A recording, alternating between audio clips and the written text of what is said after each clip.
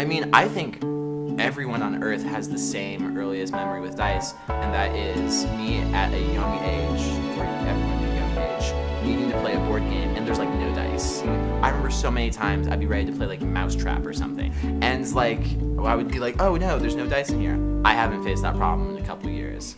Hi, I'm Lucas. I am 18 years old from Spokane, Washington. Go Spokanites. I'm here today to talk about dice.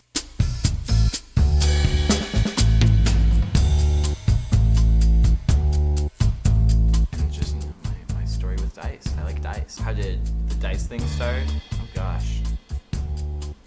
Dungeons and Dragons. When I was maybe 15, a friend of mine got a Dungeons and Dragons starter kit, and no one wanted to be the dungeon master, who's like the guy who controls the game. And I love power and control and all that, so I became the dungeon master. You know, I had to get dice to play with, and I went to the store, and I was just like, I was floored by just like, there's so many, and there's so many different colors, and I want to put it in my mouth so bad. I mean, really, like, it's so tempting. I'm just there in front of me right now, and I'm just like, this entire time I've just been like, oh, what would it feel like?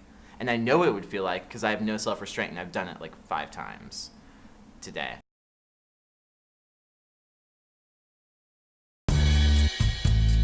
So I should clarify what I mean when I say dice.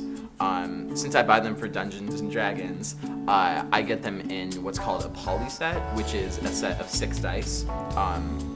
Which is 1 4-sided die, 1 6-sided die, 1 8-sided, 2 10-sided, a 12, and then a 20, which is 7 dice. And I've gotten a lot of those over the years. So I'm guessing somewhere between 200 and 300. I don't think it was necessarily like a set of dice.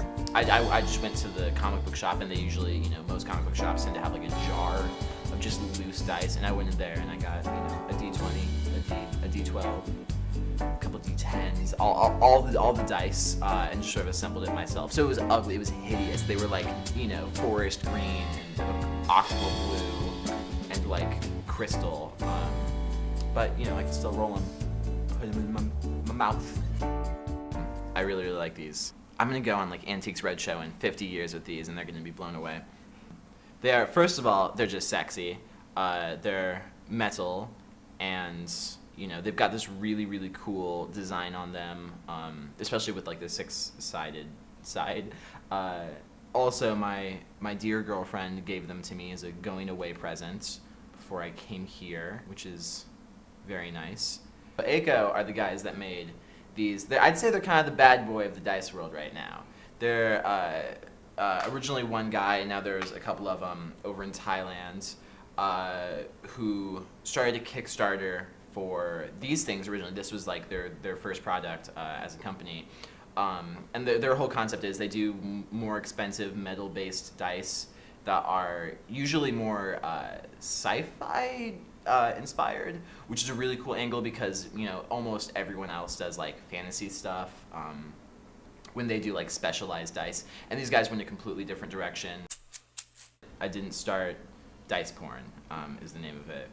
I was a fan for a couple years of Dice Porn. I was just on it. I would, you know, browse it, comment. I would post a lot. I have some of the highest posts of all time on the forum, which I'm pretty proud of. I can't post anymore though because I eventually messaged the moderator, and I was like, hey, I'm super into this forum. I'm on it every day anyways. Could I just be a moderator? And he said, yeah. And mostly what I do with the moderating is, I mean, I'm just in it for like the women, right? Like that's the only reason. But I go through posts. I see if people are breaking the rules, and we're pretty, you know, rule free on the forums. We try and keep it a little fun. We're not like those guys over on just the dice forums. We're Dice Porn, you know. We're a little looser.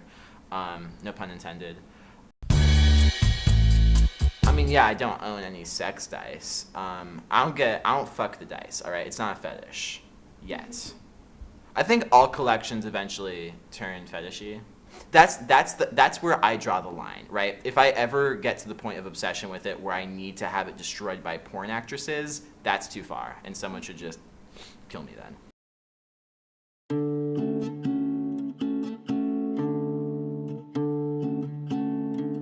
This is actually, we should turn this into like a little social justice campaign. More people should have access to DICE in America. It's a huge issue. The video game company called DICE, they're kind of shitty. I don't like them. I don't like really gimmick. I don't like, like 37-sided die. I don't fuck with those. It's gimmick.